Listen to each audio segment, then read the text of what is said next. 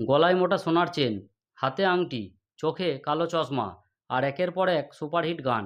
এই মানুষটিকে এক নজরেই চিনে ফেলত পুরো ভারত। কিন্তু জানেন কি, একসময় এই মানুষটি কাজের আশায় স্টুডিও থেকে স্টুডিও ঘুরে বেড়িয়েছেন। কিভাবে একজন সাধারণ বাঙালি ছেলে হয়ে উঠলেন ভারতের ডিস্কো কিং। আজকের ভিডিওতে জানবো কিংবদন্তি সুরকার ও গায়ক বাপ্পি লাহিড়ীর জন্ম থেকে জীবনের সবচেয়ে বড় সাফল্যের গল্প।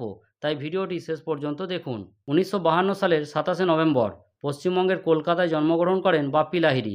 তার আসল নাম ছিল অলোকেশ লাহিড়ী। ছোটবেলা থেকেই তার চারপাশে সঙ্গীতের পরিবেশ। তার বাবা অপরেশ লাহিড়ী ছিলেন একজন খ্যাতিমান বাংলা গায়ক, আর মাতা বাঁশরী লাহিড়ী ছিলেন একজন শাস্ত্রীয় সঙ্গীত ও শ্যামাসঙ্গীত শিল্পী। মাত্র 3 বছর বয়সেই তিনি তবলা বাজানো শুরু করেন। অন্য বাচ্চারা যখন খেলাধুলায় ব্যস্ত, তখন ছোট্ট বাপ্পি ঘন্টার পর ঘন্টা সঙ্গীতের অনুশীলন করতেন। পরিবারের উৎসাহ আর নিজের কঠোর পরিশ্রম তাকে খুব অল্প বয়সেই একজন দক্ষ সঙ্গীত শিল্পী হিসেবে গড়ে তোলে। মুম্বাইয়ে এসে প্রথম দিকে তাকে অনেকবার প্রত্যাখ্যাত হতে হয়, কিন্তু বাপ্পি লাহিড়ী হার মানেননি। তিনি নতুন নতুন সুর তৈরি করতেন এবং সুযোগের অপেক্ষায় থাকতেন।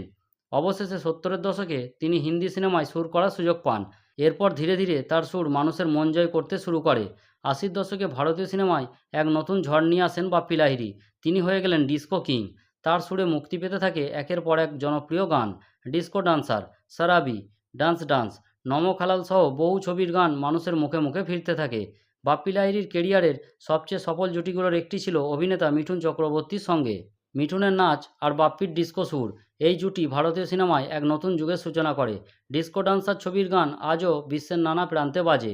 অনেকেই ভাবতেন বাপ্পি লাহিড়ী শুধু শখের বশে শোনা পড়তেন, কিন্তু তিনি নিজেই একাধিক সাক্ষাৎকারে বলেছিলেন তিনি আমেরিকান শিল্পী এলভিস প্রেসলির স্টাইল থেকে অনুপ্রাণিত হয়েছিলেন। তার বিশ্বাস ছিল সোনা তার কাছে সৌভাগ্যের প্রতীক। তাই ধীরে ধীরে সোনার চেন, আংটি ও ব্রেসলেট তার পরিচয়ের অংশ হয়ে ওঠে। 1977 সালে তিনি চিত্রানী লাহিড়ীকে বিবাহ করেন। তাদের এক ছেলে ও এক মেয়ে রয়েছে।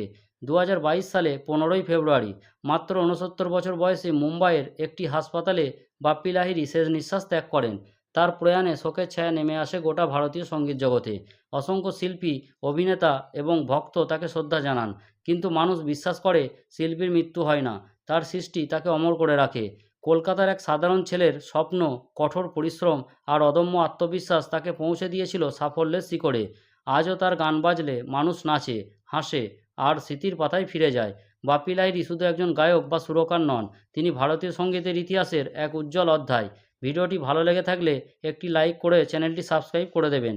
দেখা হবে পরের ভিডিওতে অন্য কোনো লেজেন্ডের জীবন কাহিনী নিয়ে। নমস্কার।